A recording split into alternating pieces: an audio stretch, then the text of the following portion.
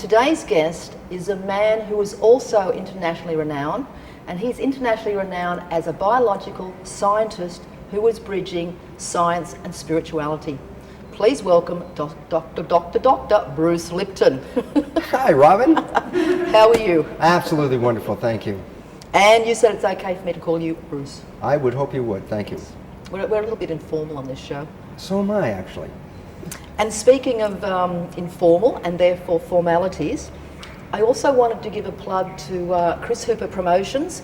Chris has brought out Bruce and Greg and is doing some amazing work in getting the work of the likes of Bruce and Greg out into Australia. So an acknowledgement to Chris Hooper Promotions for allowing us to actually connect with you and have you on the show. Well, she's a wonderful woman. She takes care of us beautifully and allows us to visit this beautiful country. Because you've done a bit of travelling around, where to? Quite a bit. Well, I just spent a few months in New Zealand and popping here before going to Europe. And have you been travelling all this time with Greg, dovetailing your program? No, we just come together a few times a year, and it's just a wonderful opportunity when we get a chance to meet outside the United States, where we enjoy ourselves quite a lot. Okay. We're going to be talking obviously a little bit about your personal journey. First though, for those people that aren't aware of what Bruce Lipton does, what is your work in the world? Well, I'm a cellular biologist, and my research was especially evolved around cloning stem cells. Now, stem cells, of course, are a very hot topic today, and everybody's looking at the medical implications of stem cells. And it's interesting because I actually started cloning stem cells in 1967, and that was 40 years ago. Wow. So I might consider myself a pioneer in stem cell research. Absolutely. And more interesting is that I caught on to the very powerful information that stem cells could offer us years ago. And the information was so powerful that at some point I realized that what I was teaching in medical school, I was a professor in a medical school, that the information I was teaching medical students about how life worked really conflicted with the results from my experiments on stem cells. So much so, in fact, that at some point I realized I was out of integrity by staying in and knowingly teaching medical students incorrect information about genetics and pathology and just the nature of life itself. So I left the system. And did? What's that? And did what? Oh, well, during leaving the system, it was really strange. I was one of those, what you call midlife crises, and so I left behind my family and my job and everything else and went on the road and produced a rock and roll show. And not being much of a rock and roll entrepreneur, I really lost everything I had, but I was instrumental in bringing to the world a man by the name of Yanni. Yes. And he was, I found him, he was a PhD student getting a degree in psychology, and I heard him play music, and I said, well, if you can play music like that, what do you need a PhD in psychology for? And so I pulled him out of school and set him up, and we put a show on. And that's how it all started, but I fortunately ended up going back into the biological sciences again. I had an opportunity after a hiatus from the university to end up at Stanford University School of Medicine, where I was employed to do more research on the stem cells and further my investigations. Published a few papers at Stanford, and then realized that my correct decision the first time of leaving academia to do it again, because there was great resistance to this new information because it really conflicted with the established teachings in the medical school. Okay. And I believe also, and I don't know if that was in that time frame, that you had a motorbike accident? Oh yeah, I had a very serious one. I was in the Caribbean. I was teaching in the Caribbean. Was that about this time frame that we're talking about? Yes, I was in between the University of Wisconsin and Stanford University. And I was being very foolish, and I was thinking to myself just before the accident, how wonderful, I'm living on an island where they don't even have a speed limit. So I thought, oh, isn't that cool, as I accelerated my motorcycle and so much glee of going that fast, came on a 90-degree corner on a hill going down, and I was really flying and flew and went straight off the corner and turned the bike upside down and landed on my head and dragged the bike and me through the bush for a while. And I was unconscious for about, I think, 40 minutes or so. And my other faculty colleagues thought I was dead or dying and came out of it. But was a little bit broken and beaten up in the process. But this really led to an opening of my eyes to something, and that was this, is that being in a medical school at the time and teaching, my medical colleagues did the best they could for me. They gave me a bunch of pain pills. Say, well, this will help you out. And there I was all doubled up like Quasimodo, trying to walk away with everything hurting me in my body, and I couldn't even walk. And the next day, one of the students told me that another student in the class was a chiropractor. And having been a teacher in a medical school, my only experience with chiropractors is what I've heard through the halls, that these were great quacks. So I never had any appreciation for them at all, and yet I was in a real bad place. And this person said, well, that chiropractor could help you. And I thought, this is no time to question. I'll try anything. So it was my biggest surprise. I went to this chiropractor, and I learned a couple things, but the most important thing that came out of that was he did his chiropractic adjustment on me, and while I came in there all hunched up and bent over, I walked out of that place standing up, and I realized, well, my colleagues gave me pills so I wouldn't feel the pain, and the chiropractor allowed me to walk out of here, and I had great respect for that profession after that. And actually, since that time, I teach in chiropractic colleges right now. And I believe this was also the time you came into contact with kinesiology.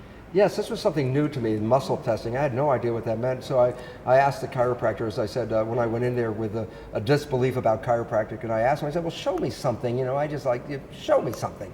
And he said, well, do you know about muscle testing? I said, I have no idea what that means. So he said, hold out your arm, and I held out my arm, and he said, say your name, and I'll put pressure on your arm and you resist. And so I thought, well, this is silly, but I'll do it. So I hold out my arm and I say my name, Bruce, and he pushes down on my arm, and my arm is pretty rock solid. And I'm thinking, so? Now he says, put out your arm again, but this time say your name is somebody else, like say a woman's name like Mary. So I said, okay, this is still silly. I hold out my arm and I say, my name is Mary, and he pushes down and my arm drops, and I say, first thing I say is, well, wait, I wasn't ready. Let me try that again. I wasn't prepared.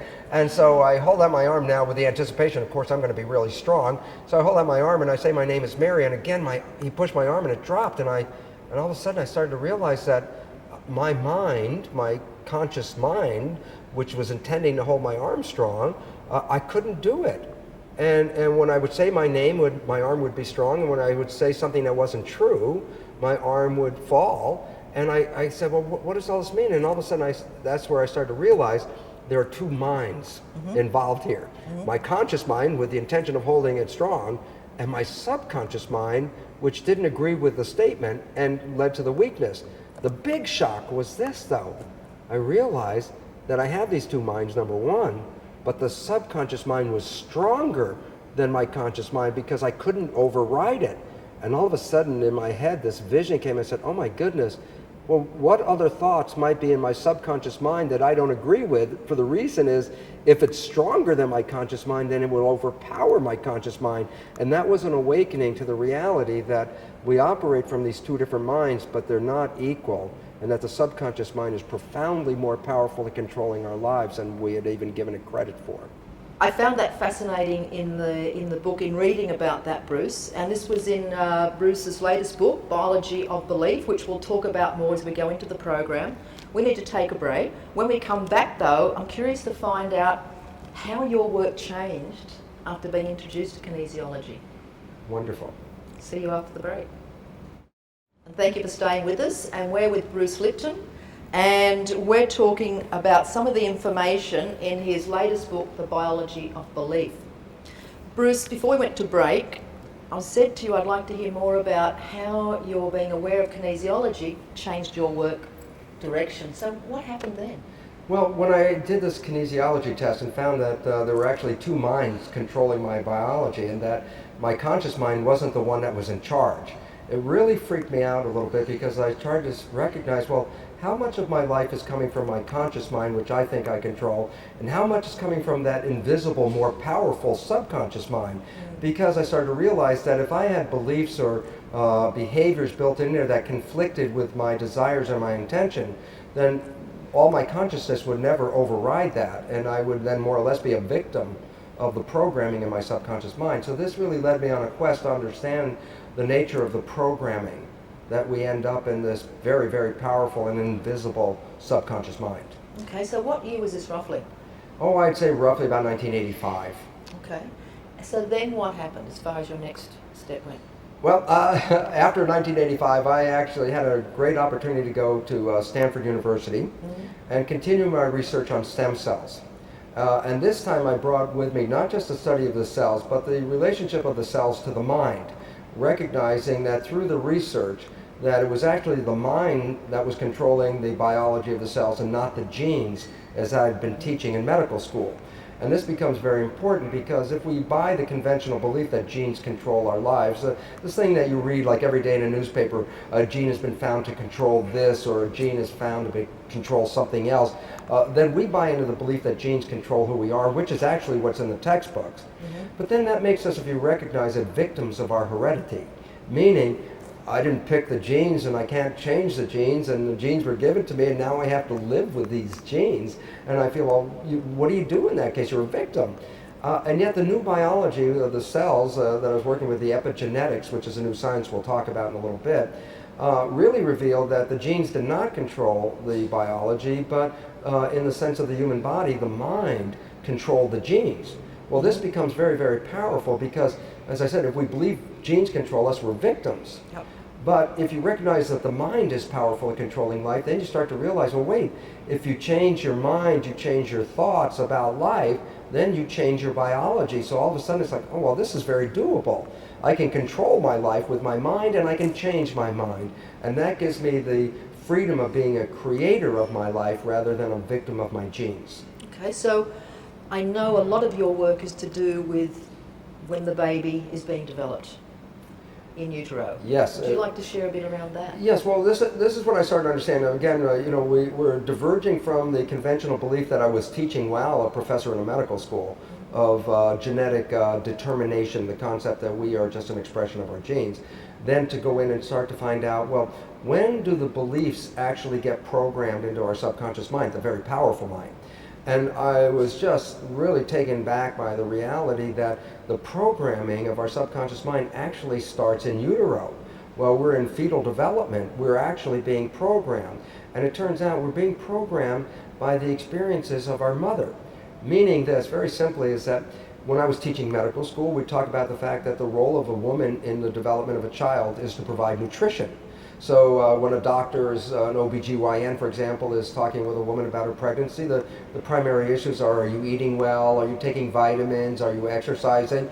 And basically that's the only contribution that we consider the mother offers to the child, because our belief system says that genes control the development of the child. So since genes control the fetus, the mother's role was just nutrition. But now with this new understanding about how the genes are controlled by the environment and the influences of that environment, then all of a sudden it says, well, yes, the fetus is in an environment, and the environment is determining the action of those genes. So it turns out parents are not just providing nutrition, parents are genetic engineers, because their attitudes and beliefs and their emotions are actually changing the genetic expression of their own children, especially as they're developing in utero. So this led me back to understand this relationship that starts in utero about how the environment offered by the mother is very important in selecting the genes. As I talk about it in the book, it's basically, I talk about the mother as nature's Head Start program. I say that on the basis that when a child is born, it's going to live in the very same environment that the mother lives in. So as it's developing, then the mother's perception of her environment, her beliefs or attitudes about what is going on, are translated into the fetus via the information that's carried in the mother's blood. Now this information in the blood, as I said before, we were thinking the mother only provided nutrition from her blood. But nutrition isn't the only thing in blood. The emotional chemicals are in the blood, the hormones are in the blood, the growth factors are all in the blood. So not only is nutrition crossing from the mother to the fetus, but so are the chemicals and hormones that control the emotions and the biology and the physiology, so that whatever the mother is experiencing, so is the child. And as I said, this is nature's head start, because what it's doing is preparing the child genetically and physiologically to respond to the same conditions that the mother is responding to. So when you put this all together, you have to say, well, if the mother's happy, the fetus is happy. But if the mother is angry, the fetus is angry. If the mother's afraid, so is the fetus. And every one of these emotions changes not just the physiology, but changes the genetics of the child as well. So there's a very different genetics, let's say, or biology or physiology to a person in a protection mode, who gets in protection, versus a person who is happy and in love and in growth. And it's so profound, it changes the brain structure and the body even. So for example, when someone is under stress, the stress hormones send the blood from the viscera where the growth is occurring out to the arms and legs, and we call that fight or flight, you know, the adrenal system. And the reason the blood goes to the arms and legs is to nourish those tissues to fight and to run. But now put this in a fetal situation. If the mother is under stress and then the blood is being directed to her arms and legs as well, the stress hormones cross the placenta. And when they cross the placenta, it causes the same blood flow to occur in the fetus. Now here's why it becomes important, because in a developing fetus, the organs and tissues develop in relation to how much blood they get. So if a mother is in stress and causes her blood to go to the periphery, it occurs in the fetus as well. So as this fetus is developing, the blood is preferentially in the arms and legs, and the fetus gets a bigger, stronger body, because this is the kind of body that the fetus would have to use in that same environment the mother's afraid of. So that you change the size of the baby, you actually shortchange the development of the visceral organs, which are important for our growth and our immune system and our other functions. You actually shortchange them by putting more of the blood to the periphery. So the one thing right away is that a child born to a woman in a stressful situation like that it's got a much larger physiological body, arms and legs. But here's a second character, and this is very critical, and this is the part, there's a trade-off. It goes like this. When you're in a fight or flight situation, let's say the mother's in a fight or flight or stress situation, the stress hormones actually cause the blood vessels in the forebrain, which is the thinking part of the brain, to constrict. And by doing that, it forces the blood to go from the forebrain to the hindbrain. And the reason for that is the hindbrain is where reflex behavior is controlled. So is that the more reptilian brain? The more reptilian part. It's a muscle coordination and and the strength running and responding. It's a reaction part of the brain than a creation part of the brain. So what this means is if you have a fetus and the stress levels are high in the mother during that development, not only did the blood go to the arms and legs to make the arms and legs stronger, but the blood preferentially goes instead of the forebrain to the hindbrain. The net result is the hindbrain gets much larger. Well, this is really good. I mean, if you're going to have a lot of muscles, you need that hindbrain to do that coordination stuff. So you're essentially making a street fighter or an athlete, okay? But the significance is there was a trade-off, and that is when squeezing the blood vessels in the forebrain to push the blood to the hindbrain, you shortchange the forebrain in its development so that you actually compromise the child's intelligence. You make a very survival-oriented street fighter, but at the cost of making that child much less intelligent. And in fact, this is just as a fact, it's been suggested that a mother can reduce the intelligence of her child 52% by this continuous chronic stress, because the continuation of feeding the hindbrain and not feeding the forebrain causes the forebrain not to develop adequately. So the trade-off is this, you can make a very strong, very reactive street fighter at the cost of the intelligence of that child. Okay. We're about to take another break. Would it be fair to say, though, that that baby, when it starts developing, if it's not brought up in a loving, supportive environment, would almost expect an aggressive outer world? Well, it definitely would be very much shaped by an environment that encourages that behavior, because it's like, it's that old story of use it or lose it? Yeah. Whatever aspects of our body that we use the most is the part that develops the most. So a child that grows up in a stressful environment, an environment that's a lot of strife and anger and violence, will use these mechanisms to survive in that, to allow it to keep its physiology strong enough to survive in that environment, which then, of course, creates a body that is very reactive and reflexive and ready to respond in a violent mode, because that is required for survival. The body will design itself to meet the needs of its survival, and if violence is part of it, then the body and the mind will create a violent situation to control itself in an environment that doesn't support it. Because that's the unconscious programming it had in utero. Totally unconscious programming. Yeah. Okay. Take a break, and we'll come back with Bruce. Glad you stayed with us. We're talking with Dr. Bruce Lipton, And we're talking about a lot of the content of his book, Biology of Belief. I was very interested to read in here because I'd like to get a little bit of your own personal journey now before we go back into some of the work you do.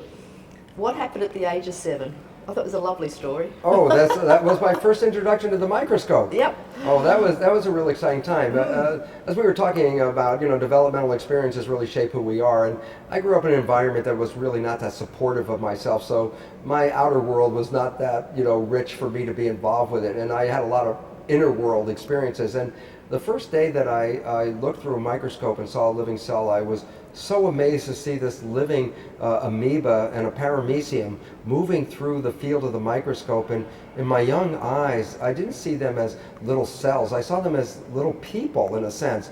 And they had a life down there, and I was like peering into their world and watching them. And it was really wonderful because the world I was in wasn't that great, but the world in that microscope looked much more exciting to me. And so I was really captivated by this life in this miniature form that you couldn't see without a microscope. I remember I went home and I was so excited. I just badgered my mother and father. I want a microscope. I want a microscope. And they bought me a microscope. And I spent an entire summer as that child looking at anything and everything, going to the pond and pulling stuff out of that and taking pieces of my own skin off and everything I could put under that microscope and take a look at. I really, really loved it. And it was funny because I spent weeks in a row because I wanted to take a photograph of what I saw. So I had a little in that old days, a brownie camera. Yeah, brownie camera. And I spent day after day, I would look through the eyepiece and put the camera, I'd focus where I could see, and I'd put the camera on top of the eyepiece, take the pictures, and I'd run down to the store and bring the film in, and I'd wait 2 days, and I'd run back to the store, and then I'd open it up, and almost every time, all you see was a big round white spot. There was nothing in the picture. I did days and days and days of this, and I'm sure my parents were real happy because they never had to worry about me. I was always caught up in that microscope all the time. And finally, right near the end of the summer, it got to me. It was wonderful because now I think back on it, I was 7.5, 8 years old, and I started to realize that by putting the camera on top of the eyepiece, I couldn't see it. But I also realized when I put my eye really close to the eyepiece, I couldn't see it, so I had to move my eye back. And all of a sudden it clicked in that little brain that said, what if I just move the camera back a little bit? And all of a sudden I started to get some out of focus, but there were images in it, and it was really exciting. And the big surprise ends up, that was when I was 7 or 8 years old, and about like 15 more years, I end up being an electron microscopist. And so What's an electron microscopist it's a microscope, not of the one that uses a light underneath, like the light microscopes we use in a laboratory in a high school, in a college. But an electron microscope is a much more powerful machine. As a matter of fact, the machine I used was, I would say it was about 12, 13 feet high microscope with a big console on it. It looked like a 747 instrument panel. There were gauges and switches, and you did it in a special dark room, and you walk into this room, it was another world, and it was just like being Star Trek. That's what I felt like it.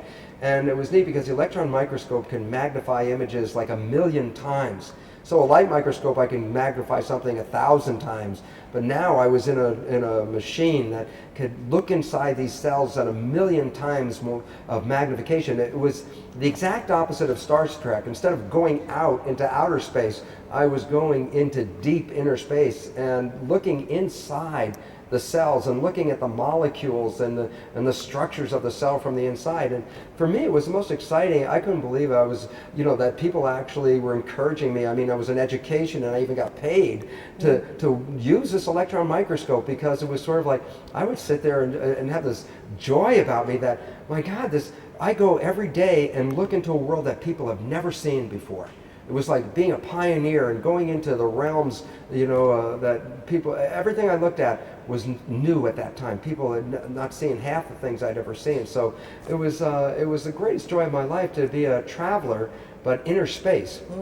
And in the end, it was one of the greatest things that ever happened because the most important lessons I ever learned from my life was to understand the lives of the cell. And that is because just as my little 7-year-old experience, it turned out to be absolutely true. Cells are like little people. They have their own lives. They live in a community. They do everything that we do on the outside here. And it's interesting because for the audience, so that should know this, is that when we look at ourselves in a mirror, like I look in the mirror and I see this single individual looking back and say, oh yeah, that's Bruce looking back. That's an illusion that I am this single living entity, because actually I'm made out of up to 50 trillion cells. It's the cells that are the living entity. I'm a community. I'm not a single anything. I'm a community, a vibrant community of 50 trillion living entities. And this is what I was doing when my culture experiments, is taking some of these cells out of the body. It would be almost like sitting here at the harbor and a big syringe popped out of the sky and sucked us up out of this chair and put us into another world. I was taking cells out of the body and putting them into another world and then studying them in that other world. And the information I got back was so exciting, because it's like we look at ourselves as being, oh, look at all the great functions of the human, you know, our respiration, digestion, our nervous system, and all these wonderful things. And it turns out there's not one new function in my entire human body that's not already present in every single cell. Every cell has a brain and a digestive and a respiratory system and a muscular system and an endocrine system, and every cell has an immune system. And what I realized at some point is, when I was looking inside the body, I was indeed looking into a universe of living entities that were forming this community called the body. And it gave me a much greater respect about what was going on, and an appreciation, because we look in our world with all this fantastic technology behind us right here. And I have to tell you something, the technology inside our body is far greater than the technology in this world. That we can't live in our world. Our technology is so rough and crude, and inside, think about it, you have 50 trillion individual entities living in your skin, under your skin, in harmony, where every entity is an individual being. Every cell has a job. Everybody contributes to the whole, and they're all different specialized jobs. Some are heart cells, some are muscle cells, some are like the immune system, like the medical cells that take care of us, and there are protection cells, and there are cells that take out the garbage, and basically there's this whole living thing going on. And what's interesting is, here we live on this planet with about 6 billion people, and we're killing ourselves with 6 billion people. And inside our body are 50 trillion individuals living in harmony. And when you're in health and happiness and ecstasy, let's say, that means 50 trillion citizens are sharing that immediate joy. And what's really wonderful, being the electron microscopist, is to see their technology. Their technology exceeds everything that we're doing on this planet. They manage the environment, they filter the air, they clean the water, they do far greater things with their technology than we have learned. And yet it's very interesting, because as an electron microscopist, I can tell you, when we do a technology in our outer world, it's basically very redundant to the technology that our cells develop. So it's very interesting, because I think, where do we get these ideas that scientists and people have about to create this technology? I think they get them from the community of cells, that our cellular community talks to us, and that we can understand our own selves, and those ideas become translated into the physical world that we live in. What's the great hope for me about it? If you can get 50 trillion cells to live in harmony, enjoy every day of life, and live in that joy, we have a lot to learn out here, and they are the pattern that we need to look at. Because we can understand how they have an economy, which they do. They exchange energy, they work, they have children, small cells growing up into large cells. Everything we're doing, they do already. And the idea is they do it right. And they've been doing it for 1 million years. And we're having a problem, you know, well, not actually 1 million years. They've been doing it for, well, since cells started about 3 billion years ago. But in communities, cells started forming communities about 575 million years ago. And it's a community. This is not just a bunch of cells. Cells learn how to harmonize and specialize and do their special work together and share their environment and share their fortunes and share everything. And this is the kind of lesson that if we could learn on this world today, if we could live in anywhere half the happiness and efficiency of our cells in our body, then we wouldn't be facing any of the problems that we face on this planet right now. Draw breath. You're so passionate. I love it. You are so passionate about the cells. But I've got to wind up here because I've got to go to a break. Oh, But when we come back, we'll find out more about you. You're so passionate. And that's the thing I love about your presentation. Biology is about life. Absolutely. Yes, it is. Stay with us, it gets better. Welcome back, and I hope you are thoroughly enjoying this very passionate discussion on cells and biology. And there's so many questions, and I often say that, and I kind of sit here getting mesmerised at all the information that you're imparting. Getting back to your journey, your personal journey, what did your mum and dad do? Well, my mother and father owned a supermarket, and so I was involved with that when I was like, everyone in our family worked in that market. So when I was 5 years old, I got my first job, and that was in the old days where all the soda bottles were return bottles, and so as a 5-year-old, when all the bottles came in the supermarket in the back, my job was to match the bottles in the crates and put them back in, so all the Coca-Cola bottles went in the Coca-Cola cases and the Pepsi bottles, and I started with that job, and by the time I finished high school and started college, I was a delivery boy, which I enjoyed because I'd get to put all the groceries in the back of the truck and then drive all through the country all day long, and there wasn't any better job than that, than just driving around beautiful upstate New York. It was very pretty. Alrighty, well, we're going to fast forward now to this moment in time. If someone said to you to describe what biology of belief is about in 10 words or less, here's a challenge. Seriously though, how would you describe this? It's simplistically put for people that aren't aware of your work. Yes. Simplistically put, it's a change from our belief system of being victims to the world and forces outside of ourselves, and to be the victims of our genes and our heredity, to recognizing what we think and what we feel about our lives control our health. And why this becomes important is that when we're in a pathological situation, we always tend to blame the body. Something's wrong with the body, and it turns out, no, the body is just a reflection of what's going on in your mind. And as we change our beliefs and our attitudes about life, we change our biology, and this allows people to heal themselves. So, for example, we talk about the placebo effect, where good thoughts can actually heal yourself in the presence of a sugar pill. But it also brings in something that most people aren't familiar with called the nocebo effect. It's just the opposite.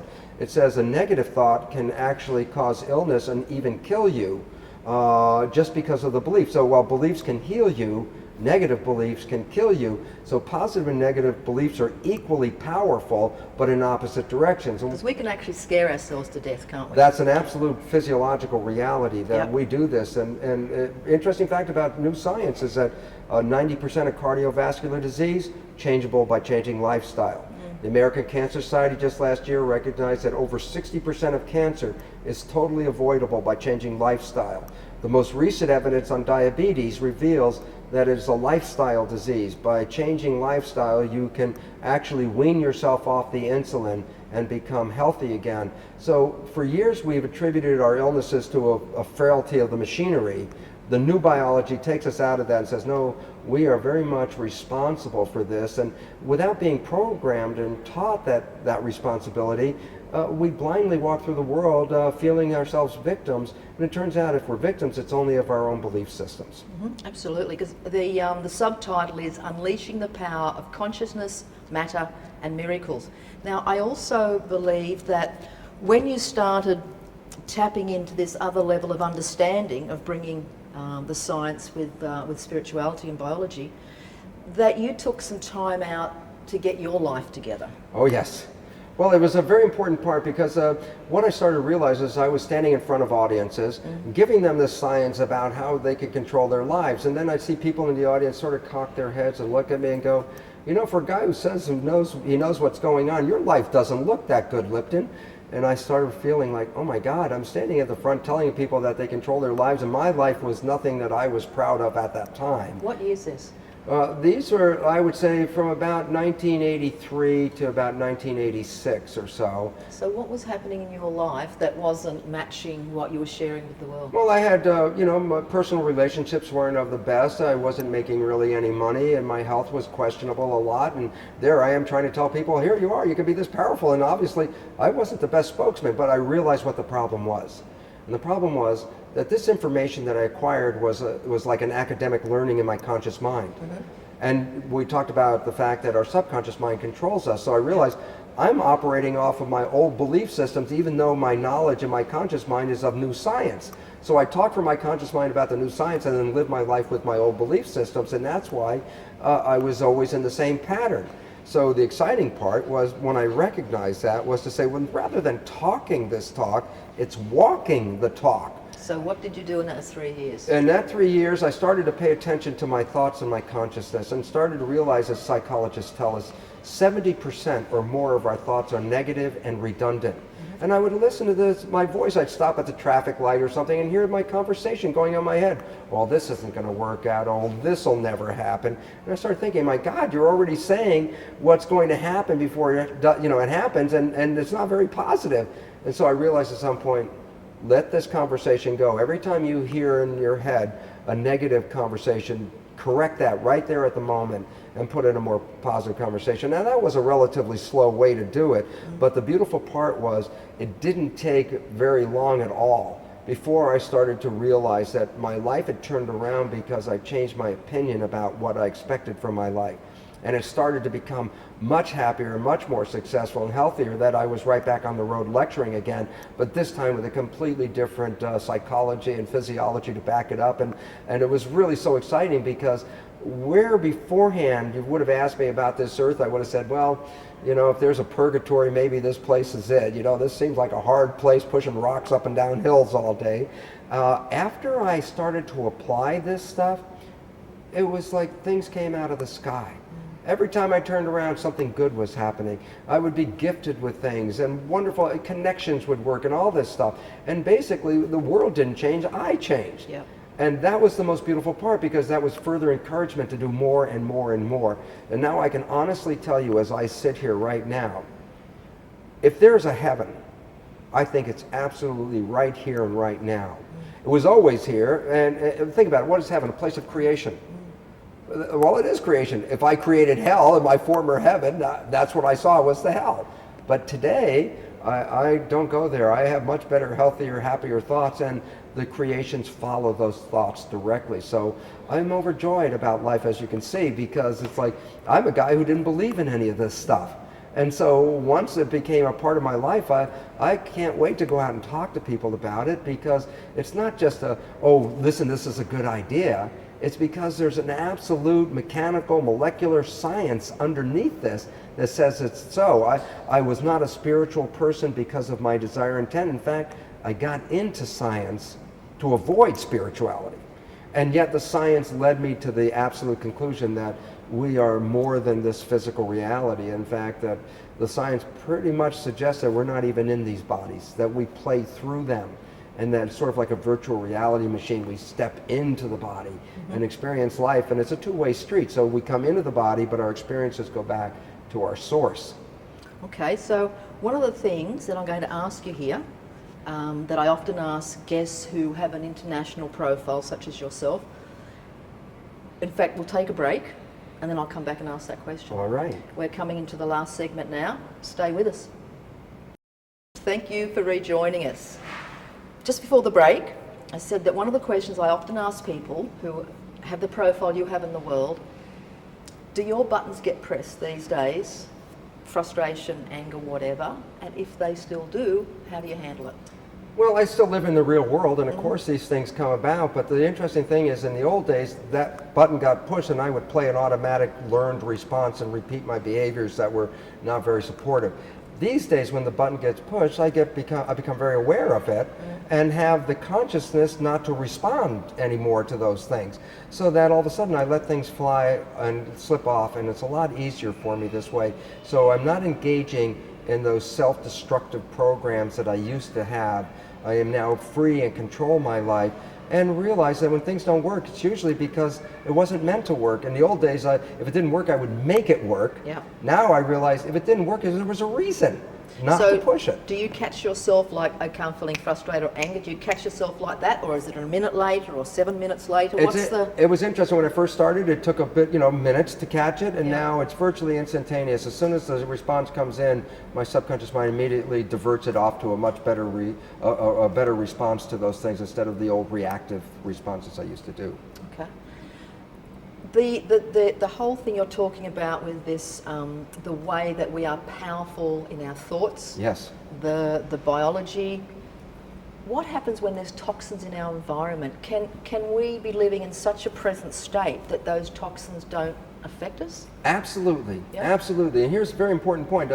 You're familiar with people walking across fire. Absolutely. Well, that's a toxin in a sense that could burn you and kill you. But what? Those people that walk across a fire have a belief system that this fire is not going to hurt them, and they have no problem with it. I'll give you one quick example. In the United States, in the South, we have a group called the Pentecostal Baptists, and they work themselves up into a Jesus state of ecstasy, exaltation.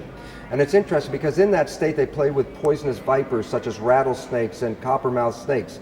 And even if they get bitten, it doesn't bother them. But that's not the cool ones. The cool ones actually drink strychnine in testament that God protects them. And they drink toxic doses of strychnine and nothing happens to them.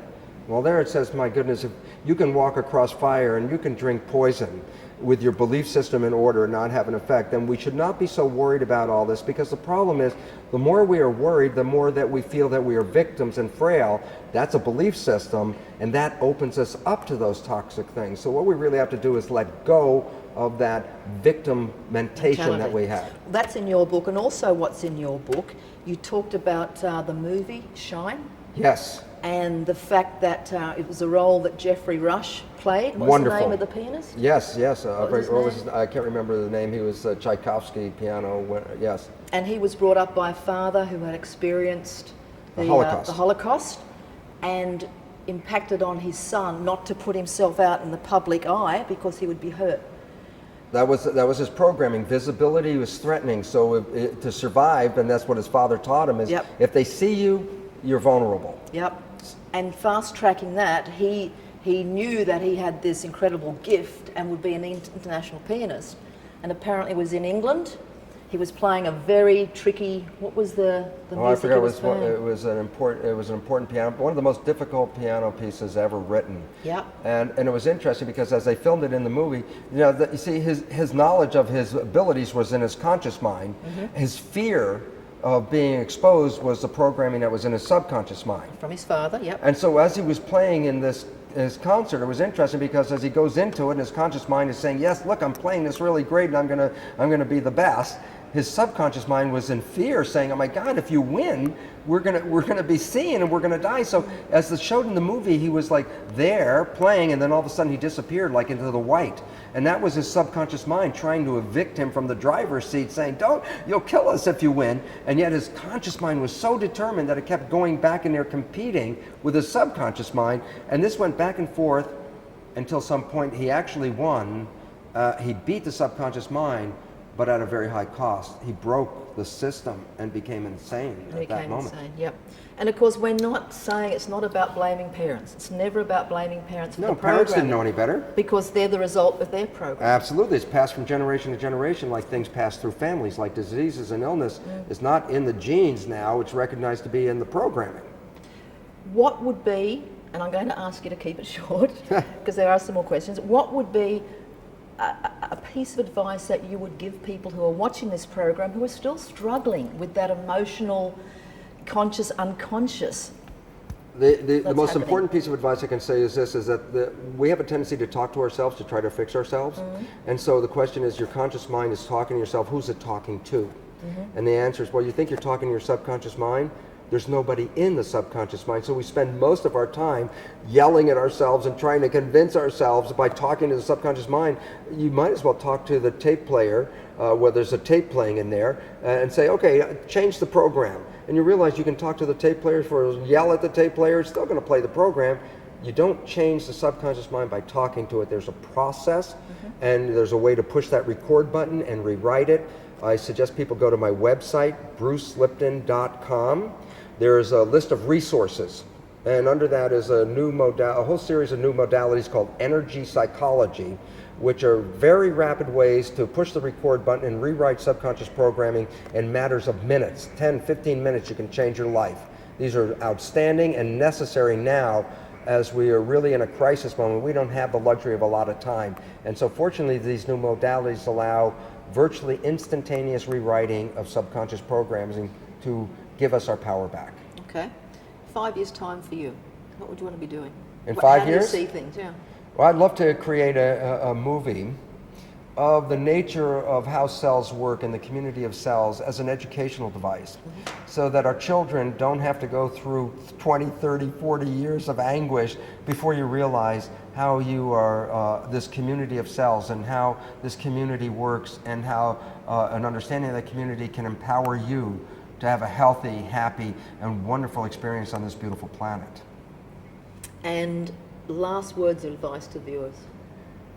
Well, last word is this: we are very powerful individuals, and that we have to let go of all those beliefs in Australia called cutting the tall poppy. That says, oh, you're just an average person. No, we're all superpower people. And we have to recognize that the only problem we have is not our frailty in ourselves, it's the frailty we acquired in our learning experiences. And when we reverse that, everybody will be able to do the miracles that Jesus talked about, because he said that himself. He said it was all in your belief. He said you could do everything I can do, but you don't believe it. And what a strange situation. The book is called The Biology of Belief. And it reveals exactly, and I'm not really brought up in that religion, yet I attest to virtually everything that man said, for the reason that he was absolutely biologically correct, that we can renew our lives with our beliefs.